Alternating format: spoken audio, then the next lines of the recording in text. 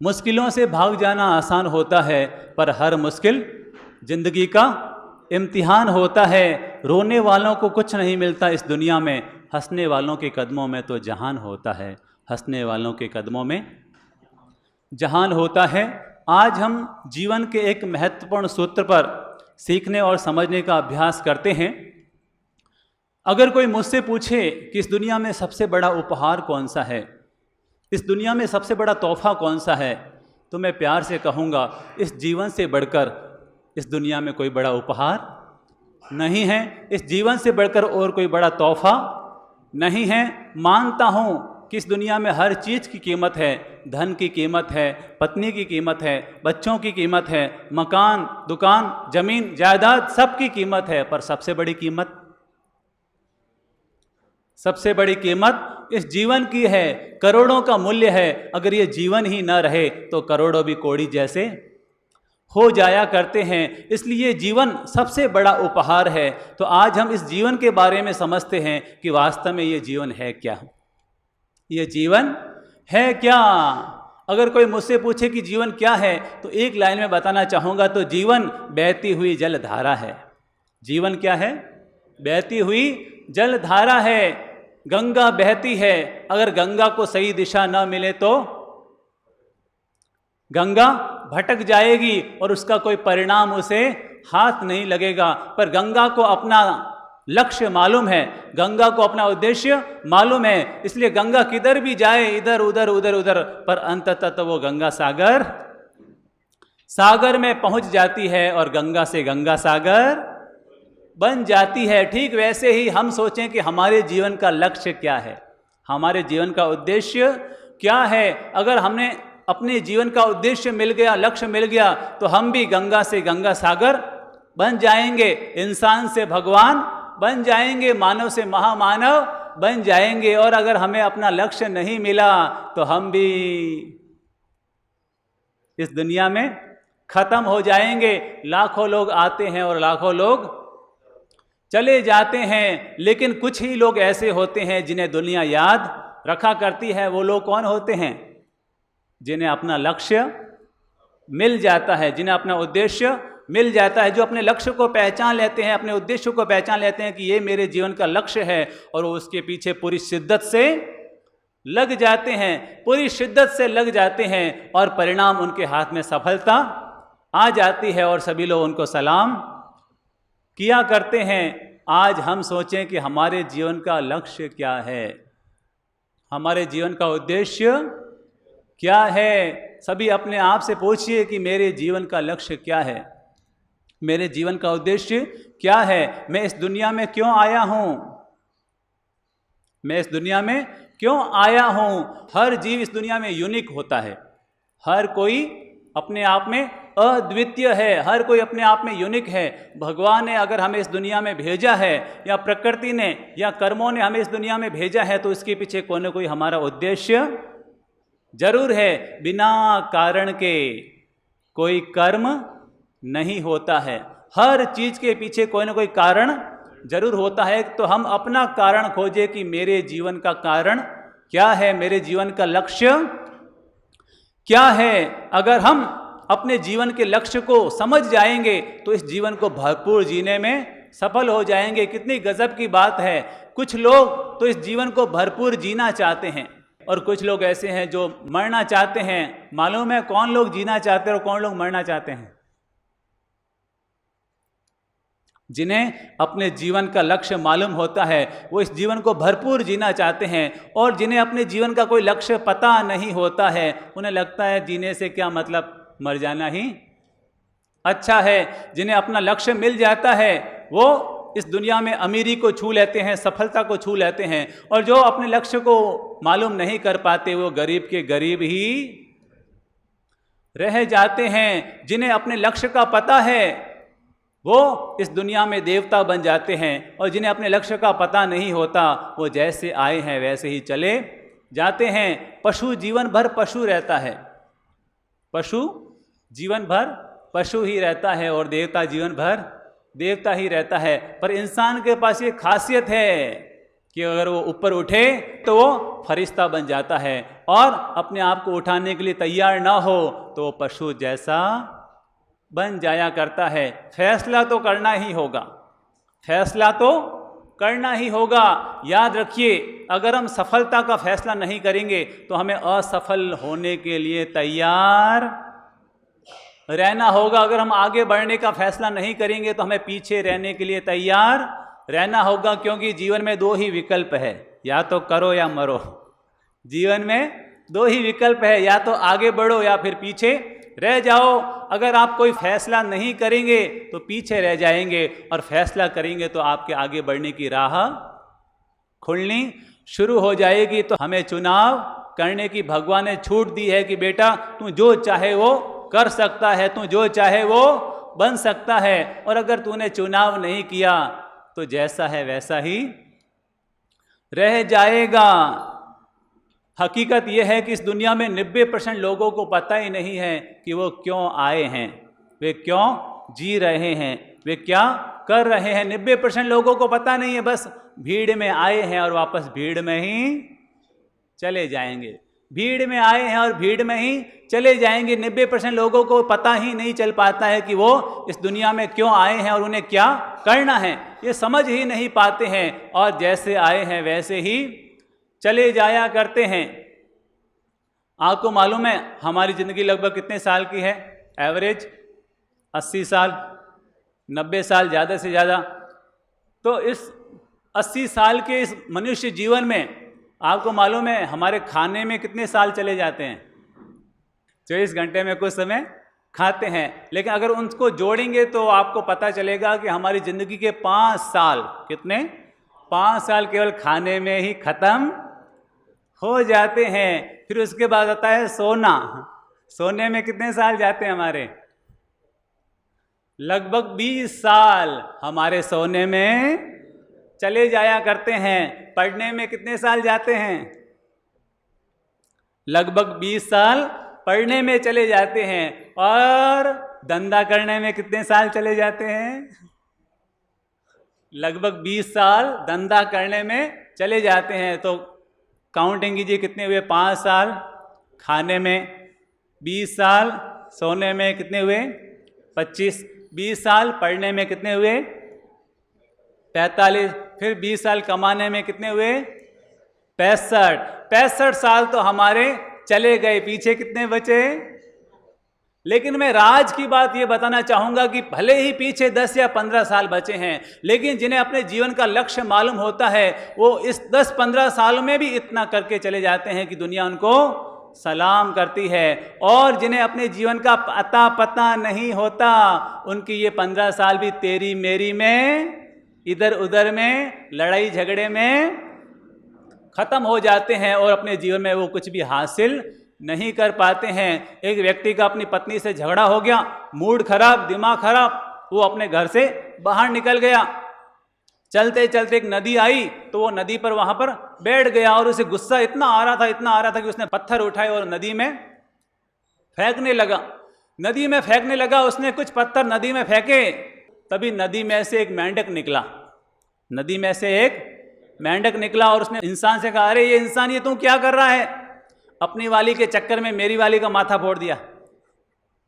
अपनी वाली के चक्कर में मेरी वाली का माथा फोड़ दिया। तो हमारे जो कुछ वर्ष जो हमें कुछ कर गुजरने के लिए मिला करते हैं, लेकिन हमें हमारा लक्ष्य मालूम नहीं होता, उद्देश्य मालूम नहीं होता, और परिणाम ये आता है कि वो साल भी हमारे हाथों से निकल जाते हैं और हमारी ज़िंदगी यूं ही ख़त्म हो जाती है। एक सवाल आपसे पूछूंगा कि आप क्यों जी रहे हैं?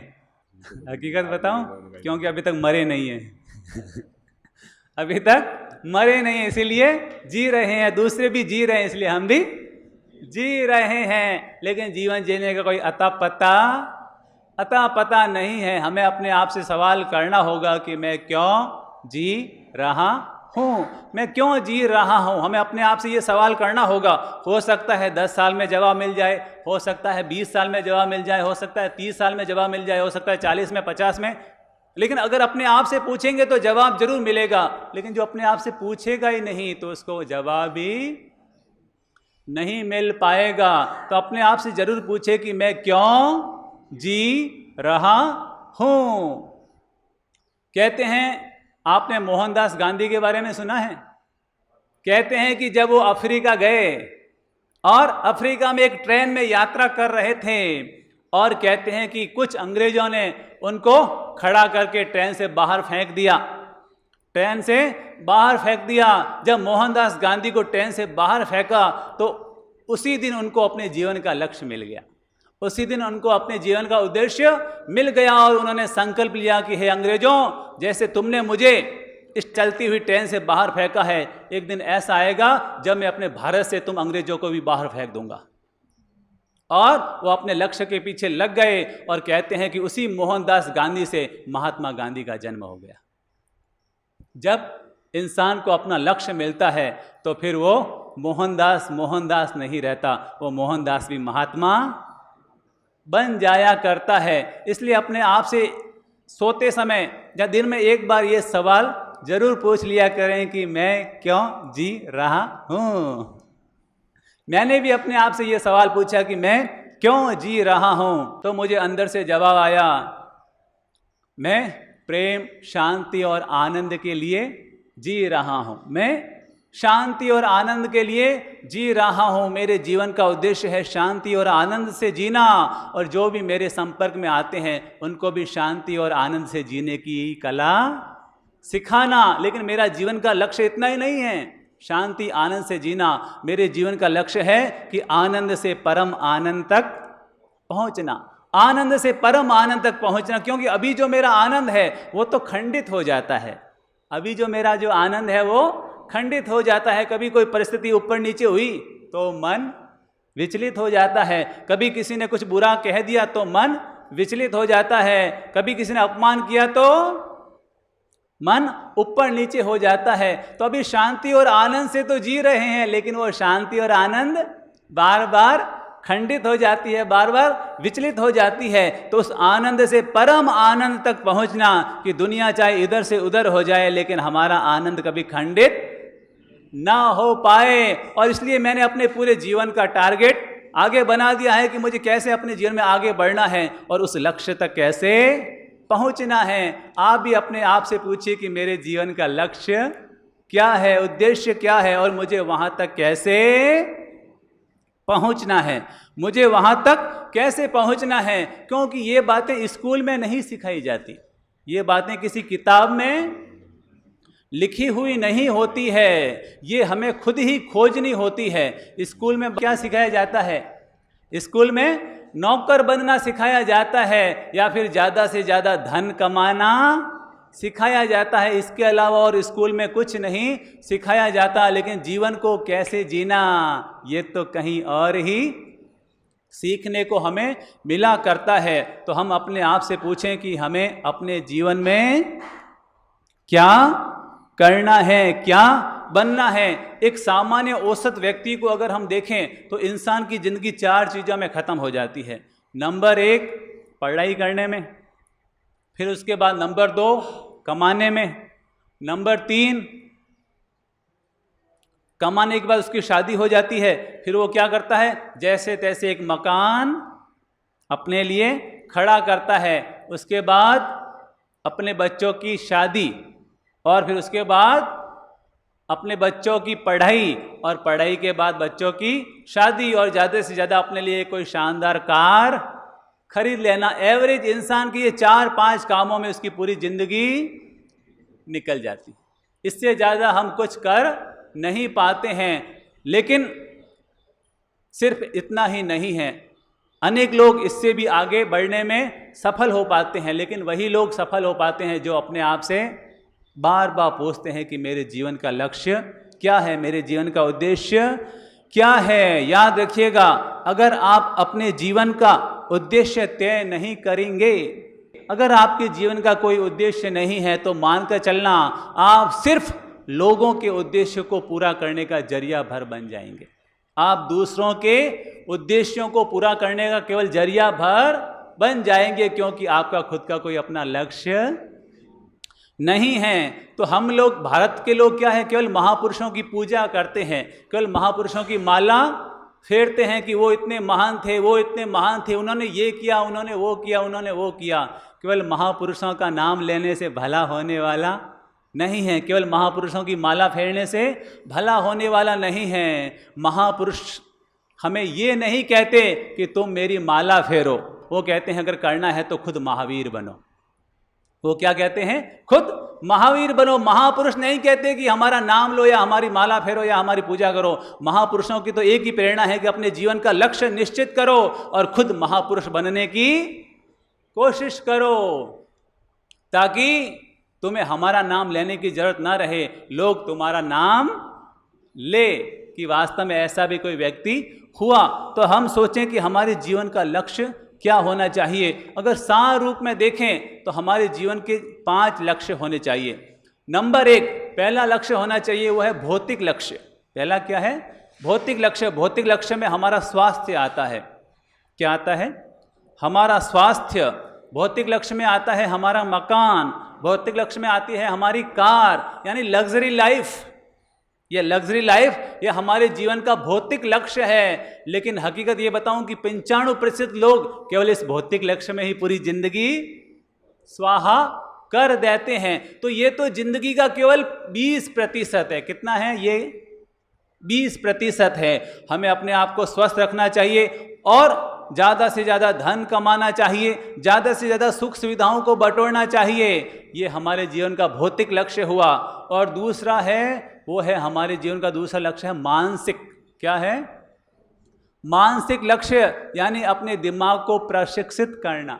दिमाग को प्रशिक्षित करना और ज़्यादा से ज़्यादा सीखने की कोशिश करना। ज़्यादा से ज़्यादा सीखने की कोशिश करना। हम जब 20 साल तक 25 साल तक तो खूब सीखते हैं, खूब पढ़ाई करते हैं और उसके बाद पुरुष कमाने में व्यस्त हो जाते हैं और महिलाएं घर में व्यस्त हो जाती है और हमारा सीखना बंद हो जाता है। जब सीखना बंद हो जाता है तो आगे बढ़ना भी बंद हो जाता है। तो अपने जीवन में सीखने की ललक रखिए। सीखना बंद तो जीतना बंद।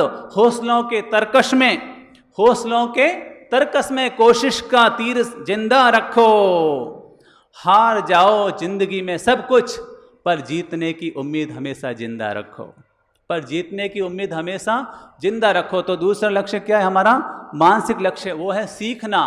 हम जितना सीखते जाएंगे, जीने की कला सीखना, जितना हम सीखते जाएंगे हमारी सकारात्मकता, हमारी पॉजिटिविटी उतनी ही बढ़ती चली जाएगी। और जितनी पॉजिटिविटी बढ़ती जाएगी हमारा जीवन उतना ही सुखी होता चला जाएगा। और तीसरा हमारे जीवन का लक्ष्य हुआ है पारिवारिक लक्ष्य। क्या है?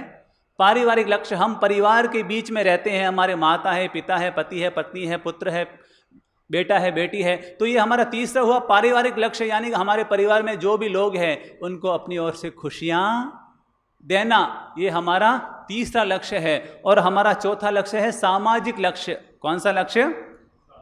सामाजिक लक्ष्य, यानी कि जीवन में नाम, यश, गौरव, इज्जत इसे हासिल करना। ये हमारे जीवन का चौथा सामाजिक लक्ष्य हुआ। लेकिन हमारे जीवन का एक और लक्ष्य है। ज़्यादातर लोग या तो पहले लक्ष्य में अटक जाते हैं, या फिर दूसरे लक्ष्य में, या फिर तीसरे में, या फिर चौथे में। लेकिन ये चारों ही 20-20% है। जीवन का एक और लक्ष्य है और वह है हमारा आध्यात्मिक लक्ष्य। कौन सा है? हमारा आध्यात्मिक लक्ष्य, और जिसका मतलब है खुद को जानना। क्या है? खुद को जानना कि मैं कौन हूँ। हु एम आई? मैं कौन हूँ। और अपने जीवन में ऐसे काम करना कि हमारा तो दीपक जले ही जले और हमारी वजह से 100 बुझे हुए दीपक भी जल जाए। हम तो आगे बढ़े ही बढ़े, लेकिन हमारी वजह से 100 लोग जो पीछे हैं वो भी हमारी वजह से आगे बढ़ जाए। हम तो खुशियों में जिए ही जिए, लेकिन हमारी वजह से 100 घरों में भी खुशियों के दीप जल जाए। ये हमारा होता है 5वां आध्यात्मिक लक्ष्य। तो अगर हमारे जीवन में ये 5 चीज़ें क्लियर रहेगी कि मेरा भौतिक लक्ष्य ये है, मेरा सामाजिक लक्ष्य ये है, मानसिक लक्ष्य ये है, पारिवारिक लक्ष्य ये है और आध्यात्मिक लक्ष्य ये है, तो हम अपने जीवन में सदा तरक्की करते रहेंगे, आगे बढ़ते रहेंगे। और केवल भौतिक लक्ष्य तक ही सीमित रह जाएंगे तो हम अपने जीवन का पूरा आनंद नहीं ले पाएंगे, उसे पूरा जी नहीं पाएंगे। आपको मालूम है 84 लाख जीव योनियों में केवल एक इंसान ही है जो कमाता है। 84 लाख जीव योनियों में एक इंसान ही है जो कमाता है। पर हकीकत ये है कि आज तक कोई जीव भूखा मरा नहीं, आज तक कोई जीव भूखा मरा नहीं, और इंसान का पेट कभी भरा नहीं, इंसान का पेट कभी भरा नहीं। तो केवल भौतिक लक्ष्य तक ही हमारी जिंदगी पूरी नहीं होनी चाहिए। हमारे जीवन में ये जिंदगी की फिलॉसफी क्लियर रहनी चाहिए कि मेरे जीवन का उद्देश्य क्या है और मैं क्यों जी रहा हूं। प्यार से रिश्ते सजाए रखो, दिल में अच्छाई बनाए रखो, और जीवन का बड़ा लक्ष्य बनाए रखो। जाना है इस दुनिया से एक दिन, इसलिए सबसे अच्छा व्यवहार बनाए रखो, सबसे प्रेम भरा व्यवहार बनाए रखो। सबके लिए दुआ और शुभकामनाएं।